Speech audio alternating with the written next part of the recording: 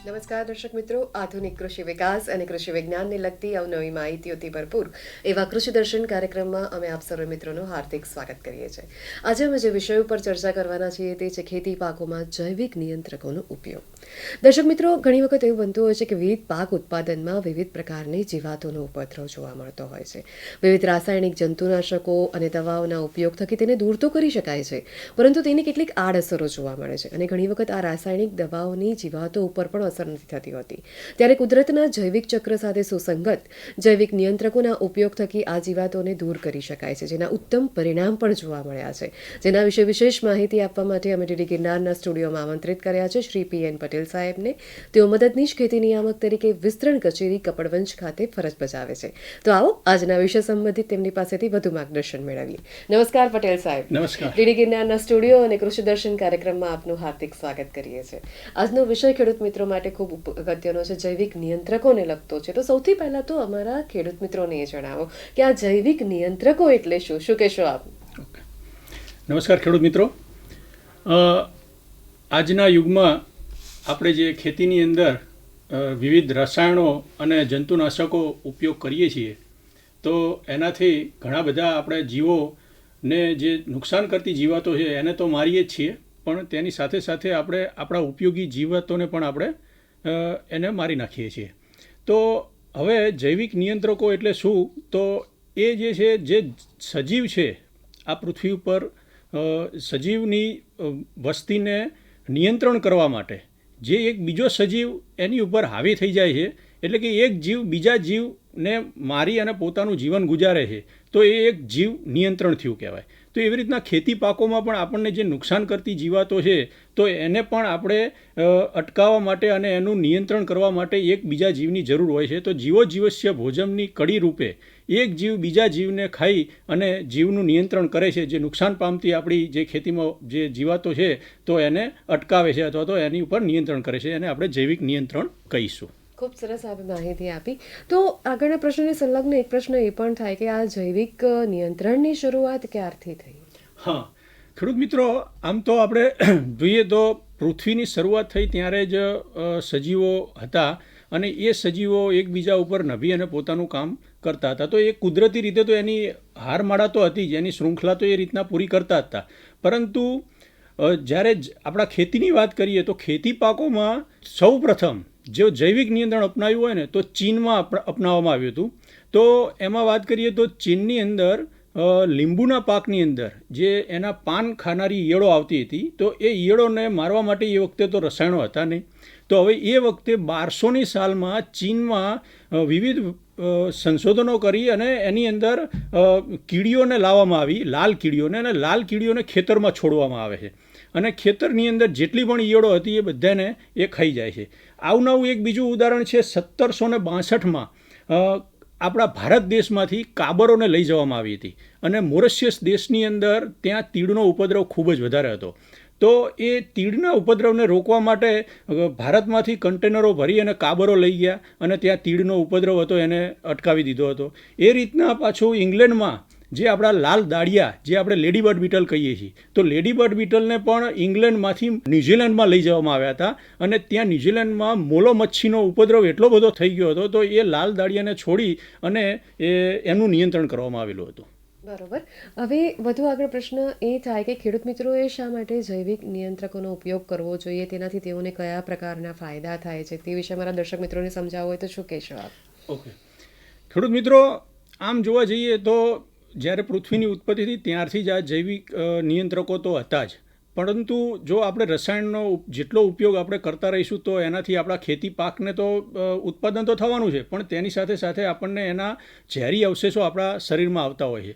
તો એના કારણે આપણને ઘણા બધા રોગ પણ થતા હોય છે. તો હવે આ જો જૈવિક નિયંત્રણ અપનાવવામાં આવે, જો જીવને આપણા ખેતીની અંદર કોઈ જીવાતને, જે આપણી ફાયદાકારક જીવાત છે, જો એને આપણી ખેતીની અંદર એનો ઉપયોગ વધારવામાં આવે તો ઘણો બધો આપણને ખેતીમાં ફાયદો થાય છે. તો એમાં જોઈએ તો આ જે જૈવિક નિયંત્રકો છે ને, તો એ વાપરવાથી અથવા તો એનો ઉપયોગ કરવાથી શું થશે કે એનામાં કુદરતી એટલી બધી શક્તિ આપેલી છે કે એ કોઈ પણ જીવાતના ઈંડા, એની ઈયળ, એના કોશેટો શોધી લે છે, જે મનુષ્ય શોધવામાં કદાચ એને તકલીફ પડે, પરંતુ એ જીવાતને એટલી કુદરતે શક્તિ આપી ફટાફટ શોધી લે છે. જૈવિક નિયંત્રણો વાપરવાથી આપણા ખેતી પાકને કોઈ આડઅસર થતી નથી. તમે બીજું જો આ જૈવિક નિયંત્રણનો ઉપયોગ કરશો તો પર્યાવરણને પણ આપણે બચાવી શકશું. પર્યાવરણ અત્યારે આપણું એટલું બધું પ્રદૂષિત થઈ ગયું છે કે જેથી ઘણા બધા એની અંદર ફેરફાર જોવા મળે છે. આપણી વનસ્પતિ ને નુકસાન થઈ રહ્યું છે. વનસ્પતિ જેટલી ઓછી થઈ રહી છે એ પ્રમાણે આપણા વાતાવરણની અંદર અનઇવન વરસાદ પણ એ રીતના થઈ રહ્યો છે, જેથી કરીને ખેતીની અંદર સિંચાઈમાં પણ પ્રોબ્લેમ થઈ રહ્યો છે. તો આ બધું જૈવિક જો નિયંત્રણ અપનાવવામાં આવે, જૈવિક નિયંત્રણનો ઉપયોગ કરવામાં આવે તો આપણને ઘણા બધા ફાયદા થાય. એક બીજી વસ્તુ છે કે જો જૈવિક નિયંત્રકો જો ઉપયોગ કરવામાં આવશે તો એનાથી ખેતીની અંદર જે આપણે ખર્ચો છે એ પણ ઘટાડી શકીશું અને ધીરે ધીરે આપણી આવક પણ વધશે. બીજું કે જો જૈવિક નિયંત્રકો આમ તમે બજારમાં તો મળે જ છે, પણ પરંતુ જો આપણા ખેતરની અંદર પણ જો એને ઉછેરવામાં આવે તો ઘણો બધો આપણને પણ ફાયદો થશે અને આપણને એ ઓછા ખર્ચે આપણને એની ખેતી થશે. બીજું કે જે ખેતરની અંદર જે છુપાયેલી જીવાતો છે, આપણે આગળ વાત કરીએ એ પ્રમાણે, જેમ કે હું તમને એક બે જીવાતની નામ આપું કે ભાઈ ડાંગરનો પાક આપણે સારો થાય છે, તો ડાંગરના પાકની અંદર જ્યારે ગાભમારાની ઈયળ આવે છે તો એ એના દંડમાં હોય છે. તો હવે એ દંડમાં આપણને ખબર નથી હોતી છોડ ઉપર છે, એના માટે આપણે ટ્રાયકોગામા ભમરીનો ઉપયોગ કરીએ છીએ. જે એક જીવ છે જે એ ભમરી એને અંદર જઈ અને એને શોધીને એની અંદર ઈંડું મૂકી દેશે અથવા તો એના ઈયળની અંદર ઈંડું મૂકી દેશે. તો આ રીતના કરીને આપણને ઘણો બધો કે ભાઈ ઓટોમેટિક એની પાસે કુદરતી શક્તિ છે કે શોધીને બીજી જીવાતો, નુકસાન કરતી જીવાતો છે તો એને મારીને એ ખેતીની અંદર આપણને સારો એવો ફાયદો અપાવે છે. દર્શક મિત્રો, પીએન પટેલ સાહેબ ખૂબ સરસ માર્ગદર્શક માહિતી આપી રહ્યા છે, પરંતુ અત્યારે સમય થયો છે નાનકડા વિરામનો. વિરામ બાદ ફરી પાછા મળીએ.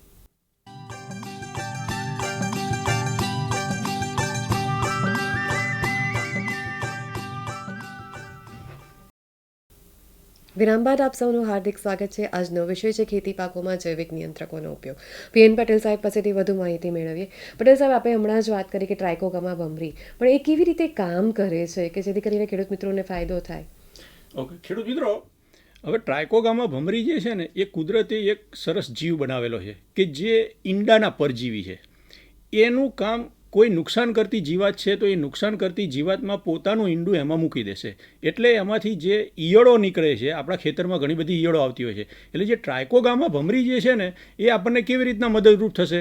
તો ટ્રાયકોગામા ભમરી છે એ ખેતરમાં તો હોય જ છે, પરંતુ જો આપણે રાસાયણિક દવાનો ઉપયોગ ઓછો કરીએ તો નહિવત કરી દઈએ તો એનું પ્રમાણ વધી જશે. હવે જો એનું પ્રમાણ વધી જાય તો આપણા ખેતરની અંદર જ્યારે પણ પુખ્ત વયની જે પણ જીવાત આવે છે એ પહેલાં ઈંડા મૂકશે. હવે એ જે ઈંડા મૂકશે એટલે શું થશે? એમાંથી ઈયળ નીકળશે અને એ ઈયળ આપણા પાકને નુકસાન કરતી હોય છે. પરંતુ જો આ ટ્રાયકોગામા ભમરીને સમયાંતરે, એટલે કે જ્યારે ઈંડા અવસ્થાએ જો એને છોડવામાં આવે તો એ ભમરી પોતાનું કામ, પોતાના ઈંડા, એ જે નુકસાન કરતી જીવાત છે, એક જે ટ્રાયકોગામા ભમરી હોય તો તે એ કેટલા ઈંડા મૂકતી હોય છે? તો એમાં એ વાત કરીએ તો એક ટ્રાયકોગામા ભમરી છે એ આપણને 200 થી 250 જેટલા જે ઈયળના ઈંડા છે, જે આપણી જીવાતના ઈંડા છે, તો એને એ પોતાના ઈંડા એની અંદર પોતાનું ઈંડું મૂકી દેશે એટલે લગભગ 200 થી 250 જેટલા ઈયળને આપણે એનું કંટ્રોલ થઈ શકશે એનાથી. અને આના માટે ધારો કે હવે ટ્રાયકોગામા ભમરી તો આપણા ખેતરમાં નથી તો ક્યાંથી મેળવીશું આપણે એને? તો આના માટે ઘણી બધી ખાનગી કંપનીઓ અને સરકાર પાસે જે લેબોરેટરીઓ છે ત્યાંથી આપણને કાર્ડ પણ મળે છે અને એ કાર્ડનો ઉપયોગ કરી અને જો આપણા ખેતરમાં બાંધવામાં આવે તો આપણે એને સારી રીતે જે તે ઈયળોનું આપણે નુકસાન અટકાવી શકીએ છીએ. બરોબર. હવે જેવી રીતે આપણે વાત કરી ટ્રાયકોગામા ભમરી વિશેની, તો હવે વાત કરીએ વિવિધ જે જૈવિક નિયંત્રકો છે તો એ કયા કયા હોઈ શકે? અમારા ખેડૂત મિત્રોને સમજાવવું હોય તો આપ શું કહેશો? હા, તો ખેડૂત મિત્રો, આપણે જે વાત કરીએ છીએ જૈવિક નિયંત્રકોમાં તો એમાં અલગ અલગ પ્રકારના છે. તો એમાં એક પરજીવી કીટકો આવે છે, પરભક્ષી કીટકો આવે છે, પછી પક્ષીઓ, પ્રાણીઓ અને બીજા આપણા જે રોગકારક છે કે જે નુકસાન કરતી જીવાતની અંદર રોગ પેદા કરી નાખે છે, એટલે એ કોઈ કાર્ય કરી શકતી નથી. તો હવે આની અંદર જો આપણે વાત કરીએ તો કે પરજીવી કીટકો, પરજીવી એટલે કે પોતાનું જીવન બીજા જીવની અંદર એનું નીકળી જાય તો એને આપણે પરજીવી જીવાત કહીશું. અને પરભક્ષી એટલે આખી જે જીવાત છે આપણે નુકસાન કરતી જીવાત, એને આપણે એ જે જીવાત છે જે આપણી પરભક્ષી, એ આખું એને ગળી જશે અથવા તો ખાઈ જશે તો એને આપણે પરભક્ષી કહીશું. અને જે આપણા ફૂગકારકો છે, જીવાણુઓ છે કે જે નુકસાન કરતી જીવાત ઉપર એની ઉપર ફૂગ પેદા કરી દે, એમાં જીવાણુ પેદા કરી દે અથવા તો કૃમિ દ્વારા પણ એમાં જીવાણુ પેદા થઈ જાય, તો એ રીતની જે જીવાતો છે એવી પણ ઘણી બધી જીવાતો છે. તો એનાથી પણ આપણે ખેતીની અંદર સારો એવો ઉપયોગ કરી અને જૈવિક નિયંત્રણ કરી શકીએ છીએ. તો એટલે એવું બને ખરું કે અલગ અલગ પાકો માટે અલગ અલગ જે જીવાતોનો ઉપદ્રવ થતો હોય તો તેના માટે અલગ અલગ પ્રકારના જૈવિક નિયંત્રકોનો ઉપયોગ કરવો જોઈએ. હા, એમાં એવું છે કે ધારો કે ઈંડાના પરજીવી છે આપણા ખેતરની અંદર સૌથી પહેલાં તો પુખ્ત વયનું ફૂદું આવશે કે જે આપણને નુકસાન કરે છે. તો હવે જે પુખ્ત વયનું ફૂદું આવશે કે જે જીવાત આવે છે તો એ પહેલાં ઈંડું મૂકશે. હવે જે ઈંડું મૂકશે એમાંથી ઈયળ થવાની છે, તો પહેલાં ઈંડાને જ જો આપણે નિયંત્રણ કરી નાખીએ તો ઈયળ નીકળવાનો કોઈ પ્રશ્ન નથી. તો એ રીતના આપણે જોઈએ તો ઈંડા અવસ્થાએ આપણે ટ્રાયકોગામા ભમરીનો ઉપયોગ કરી શકીએ છીએ. પછી એ રીતના બીજી વાત કરીએ તો સમજી લો કે ઈયળ નીકળી જાય છે, ટ્રાયકોગામા ભમરી હવે ઈંડા શોધી શકતી નથી, તો એના માટે બ્રેકોન નામની એક ભમરી આવે છે. તો બ્રેકોનનો જો આપણે ઉપયોગ કરીએ તો, અથવા તો બ્રેકોન છે જ કુદરતની અંદર, પણ રાસાયણિક દવાઓથી એને થોડા મૃતપાય થઈ ગયા છે, પરંતુ એ પણ આપણને સારી રીતે લેબોરેટરીમાં એમાં ઉપલબ્ધ થઈ શકતા હોય છે. તો બ્રેકોનનો ઉપયોગ કરીએ તો જેટલી ઈયળો છે તો એ બ્રેકોન ઈયળો ઉપર પોતાના ઈંડા મૂકી દેશે, અંદર ઈયળની અંદર જ. તો એ બ્રેકોન પાછા એમાંથી પાછા બીજા પેદા થશે અને ખેતીની અંદર ઉપયોગ થશે. બીજું કે કોશેટા થઈ જાય છે, ઈયળમાંથી પછી કોશેટો થશે, તો કોશેટાની અંદર પણ એના પરજીવીઓ આવે છે. તો એમાં બ્રેકીમેરિયા નામની ભમરી આવે છે, તો એ કોશેટોની અંદર પણ કામ આવશે. અને એવી રીતે પુખ્ત વય માટે એના માટે પણ એપિરિકેનિયા નામની ભમરી પણ આમાં કામ આવતી હોય છે. તો આ રીતના ઘણા બધા જે પરજીવીઓ છે એની અંદર બીજી હવે આગળ વાત કરીએ તો લીલી પોપટી છે. તો લીલી પોપટી છે એ આપણા ખેતરની અંદર અત્યારે જે સિઝન ચાલી રહી છે તો એની અંદર પણ લીલી પોપટી ઘણા પ્રમાણની અંદર જોવા મળતી હોય છે. એ લીલા કલરની હોય છે. એ શું કામ કરે છે, જ્યારે એનું ઈંડું જે મૂકે છે ને, તો તમે ખેતરમાં જ્યારે જતા હશો ત્યારે એક દંડ ઉપર આછા લીલા કલરના રંગના એક નાના નાના ઈંડા અંદર આપણે જે ખસખસના દાણા હોય છે ને એના જેવા હોય છે. તો એવા ઈંડા મૂકે છે, એ દંડ ઉપર હોય છે. પછી એમાંથી ઈયળ નીકળશે અને એ ઈયળ જે નુકસાન કરતી જીવાત છે એને પકડી અને શોધીને એને ખાઈ જશે. આ કામ લીલી પોપટીનું છે. બીજી આગળ વાત કરીએ તો લાલ દાળિયા, આપણે જે વાત કરી હતી કે ભાઈ ઇંગ્લેન્ડમાંથી આપણે એને લઈ ગયા ન્યૂઝીલેન્ડની અંદર, તો એ જેટલી મોલો મચ્છી છે આપણા ખેતરમાં ચૂસ્યા પ્રકારની જીવાતો જેટલી પણ આવે છે એ બધાને લાલ દાળિયા, લેડીબર્ડ બીટલ, એ અત્યારે ખેતરમાં પુષ્કળ પ્રમાણમાં હોય છે. અને એ લાલ દાળિયા જો કદાચ બાજુના ખેતરમાં ના હોય તો આ ખેતરમાંથી લઈને આ ખેતરમાં મૂકી દો ને, તો ત્યાંથી એ જીવાતો શોધીને ખાઈ જશે. તો લાલ દાળિયાના પણ કેસરી કલર કે પીળા કલરના ઈંડા હોય છે. તો એ ઈંડામાંથી એની જે જીવાત નીકળે છે તો એ પણ ભક્ષણ કરે છે જે તે જીવાતના નુકસાન કરતી જીવાતના ઈંડાને અને એના નાના નાના બચ્ચાને. અને એનું પુખ્ત વયનું જે લાલ ઢાલ્યું હોય છે, જે લાલ દાળિયા, એ પણ એ સીધા એનું ભક્ષણ કરતા હોય છે. એવી રીતના ચૂસ્યા પ્રકારના પરભક્ષી હોય છે. હવે પરભક્ષીની વાત નીકળી છે તો પરભક્ષીની અંદર કેવું છે કે ભાઈ જે ભક્ષણ જ કરી જાય, તો એમાં નેબિસ નામનું એક જીવાત છે કે જે સીધું રસ ચૂસી જે તે જીવાતનો અને એને મારી નાખતી હોય છે. એ રીતના મિલીબગ ડિસ્ટ્રોયર કે જે મિલીબગને શોધી અને ખાઈ જતા હોય છે. તો મિલીબગના માટે મિલીબગ ડિસ્ટ્રોયર પણ ઉપયોગ થતું હોય છે. બીજું કે રીડુઈડુ બગ, અત્યારે અમદાવાદથી તે દક્ષિણ ગુજરાતનો જેટલો પણ પટ્ટો છે એની અંદર પુષ્કળ પ્રમાણમાં રીડુઈડુ બગનું અત્યારે જોવા મળ્યા છે. કે રીડુઈડુ બગ એટલા પ્રમાણમાં ત્યાં જોવા મળ્યા છે કે ત્યાં ઈયળને એ ચૂસી લે છે. એની આગળનો જે દંડ હોય છે એ દંડથી ઈયળનો અંદરનો રસ ચૂસી લે છે. અને રીડુઈડુ ઉપયોગ કરવાથી આપણને ઈયળનો પણ ખાસું એવું નિયંત્રણ જોવા મળ્યું છે. એ રીતના સીરફીડ માખી આવે છે. તો સીરફીડ માખીની જે ઈયળ આવે છે, તો સીરફીડ માખી છે એ એક આપણા મધમાખી જેવી જ હોય છે. અને એ મધમાખી જેમ પરાગરજ લઈ જાય છે તો આપણને ઉત્પાદનમાં પણ ફાયદો થાય છે પરાગનયન કરવાથી. એ રીતના સીરફીડ માખી તો એમાં કામ આવે છે, પણ એનું જે ઈયળ છે, સીરફીડ માખીની ઈયળ, એ નાના જેટલા પણ ઈંડા અને ચૂસ્યા પ્રકારની જીવાત છે એને શોધી અને ખાઈ જતા હોય છે. એ રીતના બીજું એક જીઓકોરિસ નામનું બગ આવે છે. તો હવે આ જીઓકોરિસ બગ છે ને એ મોટી આંખોવાળું હોય છે. તમે ખેતરમાં જાઓ અને કોઈ ફૂલ હોય તો ફૂલને આપણે જો એને ખંખેરવામાં આવે તો શું થશે કે એની અંદરથી એક મોટી આંખોવાળું હોય છે. અને મોટી આંખોવાળું શું કામ કરે છે કે જે આપણી ખેતરની જેટલી પણ જીવાતો છે એને શોધી અને પછી એને ખાઈ જશે. એટલે એ પરભક્ષી થયું કહેવાય. આ થયું. હવે બીજું આપણે મેન્ટીડ, આપણે કદાચ ઘરની અંદર ઘણી વખત પેલા બે મોટા પગવાળા આવી જાય છે અને આપણે કહીએ છીએ કે ભાઈ આ તો આપણી ઉપર ક્યાંક અડી જાય તો આપણને ફોલ્લા પડી જતા હોય છે. તો એવું એક મેન્ટીડ આવે છે. મેન્ટીડ કોઈ દિવસ એવી રીતનું કામ કરતું નથી. મેન્ટીડ આપણા ખેતી પાકોમાં આવતા તમામ જીવાતોને પકડી અને ખાઈ જશે. હવે એનું તમારે જો લાઈવ જોવું હોય ને તો તમે તમારા ખેતરની અંદર ફૂલ પાક વાવો, ફૂલ ઉપર બેસી રહેશે. હવે જે જીવાત આવશે એ શું કામ કરશે, તમારા ફૂલ ઉપર આવશે. હવે ફૂલ ઉપર આવે એટલે શું થાય, ઓલું મેન્ટીડ ત્યાં બેઠું હોય. હવે બેઠું હોય એટલે તરત પકડી અને તરત એને ખાઈ જશે. અને બીજું કે આપણા ખેતરની અંદર પક્ષીઓના ટેકા પણ મૂકવા જોઈએ. જો પક્ષીઓના ટેકા મૂકવામાં આવે ને તો ઘણો બધો ફાયદો થઈ શકે છે. પક્ષીઓના ટેકા મૂકવાથી પક્ષીઓ એની ઉપર બેસશે અને બધી જીવાતોને સાહેબ આપણે અટકવું પડશે, અત્યારે સમય થયો છે વિરામનો. દર્શક મિત્રો, પટેલ સાહેબ ખૂબ સરસ માર્ગદર્શક માહિતી આપી રહ્યા છે, પરંતુ અત્યારે સમય થયો છે વધુ એક નાનકડા વિરામનો. વિરામ બાદ ફરી પાછા મળીએ.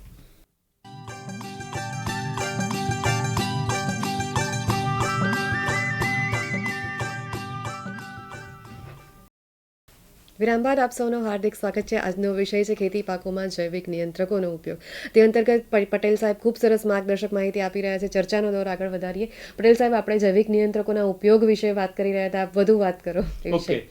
હવે આપણે જે પક્ષીઓના ટેકાની વાત કરતા હતા એ પરપક્ષી કીટકો છે. તો પક્ષીઓના ટેકા જે છે એ મૂકવાથી શું ફાયદો થશે? જો અત્યારે પાક આપણા ચાલી રહ્યા છે, તુવેરનો પાક પણ ચાલી રહ્યો છે. તુવેરના પાકની અંદર જ્યારે શીંગો આવે છે ને તો શીંગોની ઉપર નાના નાના બગ હોય છે. એ બગને અત્યારે શોધીને કામ જે અત્યારે પક્ષીઓ કરી રહ્યા છે ને એ જોરદાર કામ કરી રહ્યા છે.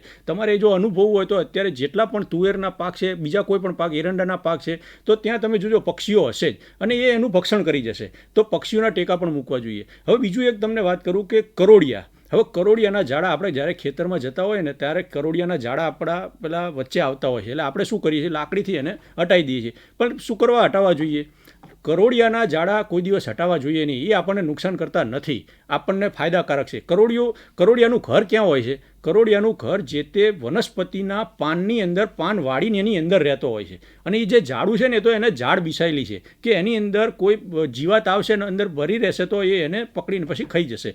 તો આપણા ખેતરમાં જો આવી રીતના જો ઝાડા કરેલા હોય ને તો એની અંદર જે નુકસાન કરતી જીવાત આવતી હોય ને તો એમાં ભરી જાય અને એ શું કામ કરશે? કરોડિયો ત્યાં જઈને પછી એને ખાઈ જશે. તો પછી આપણે દવા છાંટવાની જરૂરત શું કરવા પડે? જો આ રીતના આપણે જૈવિક નિયંત્રકોનો ઉપયોગ કરતા રહીશું ને તો આપણે કોઈ જરૂર જ નથી. હા, જરૂર પડશે, કારણ કે અત્યાર સુધી આપણે દવાઓ છાંટતા આવ્યા છીએ, તો હવે એને થોડું પ્રમાણ હવે ઓછું કરી અને પછી આપણે આવા જૈવિક નિયંત્રણનો ઉપયોગ કરતા થઈ જશું. એટલે પાછા આપણે જૈવિક નિયંત્રક ઉપર આવી જ જવાના છીએ.